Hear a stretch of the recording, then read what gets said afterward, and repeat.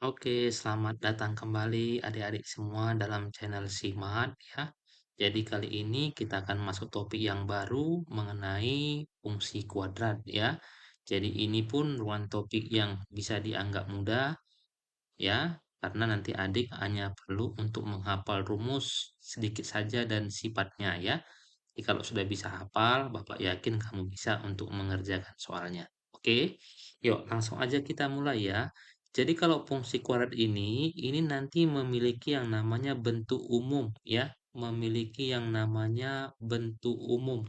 Nah, bentuk umumnya itu adalah seperti ini. Y sama dengan AX kuadrat ditambah BX ditambah dengan C. Ya, kalau persamaan kuadrat kemarin di pertemuan yang awal itu kan 0 sebelah kiri atau sebelah kanannya. Nah, ini ada Y. Berarti X itu memiliki teman yaitu Y. Ya, dan sini sifatnya sama ya. A ini tidak boleh sama dengan 0 gitu ya. Nanti kalau A-nya 0 berarti apa? Tinggal BX tambah C, dia udah menjadi fungsi linier ya. Akibatnya kalau A-nya nggak boleh 0, A itu memungkinkan dua deh. Ya, satu A-nya itu bisa bernilai positif ya, atau A-nya bernilai negatif ya. A positif atau negatif ini berpengaruh kepada bentuk dari rupanya. Kalau A-nya positif itu dia terbuka ke atas. Nah, nanti gambarnya seperti ini. Ya, kalau nanti negatif itu gambarnya terbuka ke bawah seperti ini. Nah, ya. Nanti dua-dua ini ya. Di sini dia memiliki yang namanya XP, YP ya, XP, YP. Atau namanya itu ada X puncak atau Y puncak.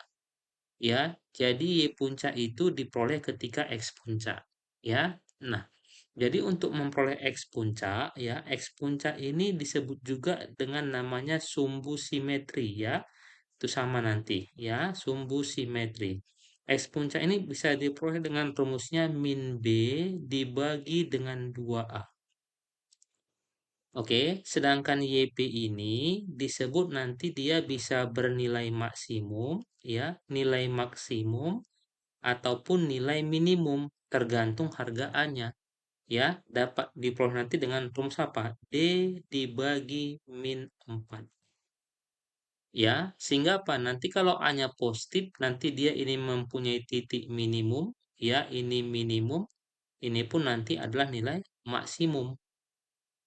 Nah, ya, jadi kalau nanti soalnya gini, Y, misalkan ya, Y sama dengan min X kuadrat ditambah 2X ditambah dengan 3, misalkan nih. Karena ini A-nya negatif, ya, A-nya negatif, maka dia akan memiliki nilai maksimum. Nah, ya, karena nanti gambarnya itu seperti ini. Nah, udah. Tapi kalau misalkan Y sama dengan X kuadrat ditambah 3X ditambah 2, karena A-nya ini positif, ya, A-nya ini positif, oke. Ini A-nya ini positif, maka dia akan memiliki nilai minimum. Ah, gitu ya, membedakan ya. Nilai minimum, karena nanti gambarnya itu seperti ini. Nah, nanti ini namanya nilai maksimumnya, ini nanti nilai minimumnya. Gitu ya. Oke, bisa dipahami sampai sini ya. Yuk, nanti Pak, apa itu D? Ya kan, D itu kan diskriminan ya. D itu sama dengan diskriminan, ya. Diskriminan, oke. Minan nanti dapat diperoleh dengan rumus B kuadrat dikurang dengan 4AC. Nah, nanti untuk yang sering keluar dia di topik-topik awalnya, misalkan gini, ini nanti kita bisa menalarnya aja ya, dia perlu menghafal ya. Nanti ada 3 sifat D-nya. Jadi misalkan Bapak buat kurvanya seperti ini. Nih, nanti ada suatu garis yang memotong di 2 titik. Nah, ini. Nah, udah. Lalu ada garis yang menyinggung di 1 titik. Nah, ini. Ya, ini tidak sama sekali. Ya, nanti namanya memotong. Ya, memotong 2 titik. Ya, ini nanti memotong 1 titik atau menyinggung, ya, memotong 1 titik atau disebut juga dengan menyinggung, ya. Nanti yang ketiga ini tidak memotong sama sekali. Ini tidak memotong, ya, tidak memotong. Ya, jadi kalau kamu jumpai kata-kata yang seperti ini sifatnya itu D lebih besar dari nol, ini D sama dengan nol, ini D lebih kecil dari nol. Nah, gitu ya.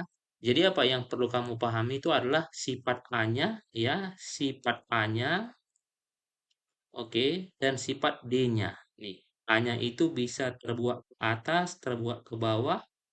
Nanti ini bisa memotong di dua titik, motong satu, atau tidak motong sama sekali. Nah, ini yang perlu kamu pahami. Oke, kalau kamu sudah bisa memahami ini, ya mudah-mudahan nanti dua soal yang Bapak terangkan ini kamu bisa memahaminya. Oke, yuk langsung kita bahas soalnya, ya. Nah, di sini ada fungsi kuadrat Y sama dengan ini, mempunyai nilai maksimum. Nah, berarti kalau nilai maksimum kamu udah curiga, pasti A-nya itu akan bernilai negatif. Nih, oke, maka tentukan 27 A pangkat 3 kurang 9A. Nah, ini nanti berapa harga A di sini? Oke, ya obatnya. Tadi nilai maksimum itu apa? Ya, nilai maksimum itu kan sama dengan YP. Ya, YP. Rumusnya apa? D dibagi min 4. Itu ya. Ah, nilai maksimumnya itu sama dengan satu. Tadi D itu apa? D itu adalah B kuadrat dikurang 4A AC dibagi dengan min 4A. Sudah? Sekarang kita masukkan yuk. Berarti satu, ya, B-nya berapa? Berarti minus 4 kuadrat kurang 4A-nya itu 2A, C-nya itu 3A. Dibagi dengan minus 4A. Berarti minus 4 dikalikan dengan 2A. Benar ya? Nah, sekarang ini langsung Bapak kali silang kemarin nih. Kali silang. Jadi berapa ini? Berarti minus 8A, ya kan? Sama dengan 16, oke? Min 4 kali 2 kali 3, berapa itu? 4 kali 2, 8. 8 kali 3 berarti min 24 ya. Berarti minus 24A kuadrat. Oke, nanti Bapak seberang. Berarti 0 sama dengan ya, berapa ini? Minus 24A kuadrat plus 8A ya, plus 16. Nih, ini baru semua ruas Bapak bagi dengan min 8. Bisa ya? Kalau bagi min 8, jawabannya berapa? Berarti 3A kuadrat minus A minus 2 sama dengan 0. Nah, ini gimana cara memfaktorkannya ya? Nah, sekarang ini coba kali ke belakang aja nih. Cara gampangnya. Ini kali ke belakang, hasilnya apa? Berarti A kuadrat dikurang A dikurang 6. Nah, sekarang coba faktorkan. Berapa kali berapa yang 6? Ya, Bapak sambung kemari ya. Berarti ini A, ya. Di sini sama dengan 0, ya. Ini minus 3, ini 2, ya. Dijumlahkan min 1, berarti ini minusnya, ini plusnya. Oke, berarti A-nya berapa di sini? 3, A sama dengan minus 2. Cuman bukan ini jawabannya. Karena tadi kamu kali 3, berarti jawaban dibagi 3 lagi. Ini berarti di sini A sama dengan 1 atau A sama dengan minus 2 per 3. Itu cara memfaktorkannya ya. Nah, sekarang kan maksimum, A-nya harus negatif. Ya, jadi apa aja? Ini sudah pasti tidak memenuhi. Kenapa? Karena kalau kamu ganti ke persamaan, A-nya pasti positif. Benar ya? Berarti inilah yang memenuhi harga A-nya. Karena ini yang namanya pembuat maksimumnya nanti. Oke, nah sekarang soalnya apa? 27A pangkat 3 dikurangkan dengan 9A. Ya sudah gampang. Ya, jauh-jauh mencari tinggal disubstitusi ya. Berarti 27 ini apa ini? Minus 2 per 3 pangkat 3 kurang 9 kali minus 2 per 3. Berapa yuk? 27 ini minus 8 per 27 bisa ya? Ini habis ya? Berapa ini? 3 min kali min plus 6. Oke, plus 6. Habis nih. Berarti minus 8 plus 6. Nah, jauh-jauh kita mencari ya. Tinggal minus 8 tambah 6. Berarti minus minus 2. Oke? Nah, gampang ya. Jadi jangan tertipu ya. Kamu biasa dapat dua harga A-nya, tapi ingat dua-dua itu tidak mungkin memenuhi. Pasti cuma satu yang memenuhi. Bisa ya? Oke, yuk sekarang kita bahas soal yang nomor 2. Nah, ini dia. Oke. Ada nilai A agar fungsi ini selalu berada di bawah sumbu X. Nah, ini. Ya, selalu berada di bawah sumbu X. Berarti gimana kira-kira? Ya kan? Berarti kalau ini kita anggap ini sumbu X-nya, ya, supaya dia berada di sumbu X, mungkin nggak kurvanya itu seperti ini nih? Nih, coba. Mungkin nggak? Ya nggak mungkin, karena kalau dia kita buat kurvanya seperti itu, berarti memungkinkan dia ada yang terletak di atas sumbu sumbu X. Benar ya? Ini berarti nggak mungkin. Oke, sehingga apa? Berarti kurvanya itu pasti seperti ini. Nah, ya, nah, pasti kurvanya itu seperti ini. Gitu dia. Selalu berada di sumbu X. Nah, oke. Nah, nanti kalau bilang dia berada di bawah sumbu X, ini nama lainnya itu definite negatif. Ya, definite negatif. Gitu dia. Oke, berarti ini gambar yang benarnya. Ini gambar yang salah. Nih. Oke. Berarti gambar benar. Kenapa? Karena dia terletak di bawah sumbu sumbu X. Oke, yuk. Berarti dari sifat A-nya gimana di sini?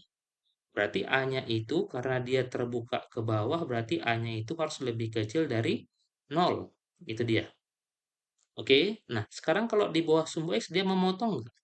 Enggak, dia pasti tidak memotong sama sekali. Berarti D-nya itu pasti lebih kecil dari nol. Makanya sifat definite negatif itu adalah A-nya lebih kecil dari nol dan D-nya lebih kecil dari nol. Bisa ya? Nah, habis itu gimana Pak? Nanti tinggal kamu iriskan. Kamu iris mana yang paling banyak diarsir, itulah jawabannya. Oke? Yuk, sekarang kita jawab biar paham. Yuk, tadi sifat pertama apa? A-nya itu harus lebih kecil dari nol. Ini siapa di sini? Yang ini semua. Nih, berarti A-1 lebih kecil dari nol, pasti A-nya lebih kecil dari 1. Bisa ya? Nah, inilah yang pertama. Oke, sekarang yang kedua apa? D-nya itu, sorry, ini yang pertama ya. Yang pertama. Yang kedua itu apa? D-nya itu lebih kecil dari nol. D itu apa? B kuadrat dikurang 4AC, ya. 4C harus lebih kecil dari nol. B-nya siapa, D? Berarti minus 2A kan? 2A kuadrat kurang 4, A-nya berapa? A-1 sama A-3. Lebih kecil dari nol. Coba pangkat dulu berapa nih? 4A kuadrat ya, kurang 4. Ini kamu kali dulu. Berapa nih? A kuadrat min 4A plus kecil nol. Benar ya? Kok plus 4, Pak? Plus 3 ya? Nah, plus 3 kecil nol. Oke? Yuk. Semua ruas ini kita bagikan dengan 4. Hasilnya apa? Berarti A kuadrat kurang A kuadrat min 4A plus 3 lebih kecil dari nol. Kali ke dalam berarti A kuadrat min A kuadrat plus 4A min 3 kecil nol. Apa angka 2-nya mati ya? Apa tinggal nih? 4A kita pindah kecil 3, berarti A-nya apa? Kecil 3/4. Nah, ini yang keduanya. Sekarang jawaban yang pertama sama yang kedua ini kamu iris. Nah, kita buat garis bilangannya. Mana lebih besar? Satu apa 3/4? Satu, berarti buat dia di sebelah kanan. Satu, baru 3/4. Dia bulatannya kosong ya, karena nggak pakai sama dengan ya. Karena nggak pakai sama dengan, nanti bulatan itu harus kosong. Ini kosong. Oke, kalau ulang ini kosong. Nah, kecil satu itu arahnya kemana? Angka yang lebih kecil satu. Pasti ke sebelah kiri. Nih, ya. Kalau kecil 3/4 pasti ke sebelah kiri. Nih, oke. Nah, sekarang yang mana irisannya? Ya, irisannya itu adalah yang ini. Ini yang paling banyak kena arsir. Ya, sehingga jawabannya apa? Berarti A lebih kecil dari 3/4. Enak, ya. Gampang ya. Nah, berarti apa? Di sini yang kamu harus hafal adalah sifat definite negatif. A-nya lebih kecil dari nol, D lebih kecil nol, nanti baru kamu tinggal iris. Oke, paham ya? Ya, jadi jangan lupa ya sifat yang ini tadi ya, kapan dia minimum, ya, kapan dia maksimum, kapan dia minimum dan sifat dari diskriminannya.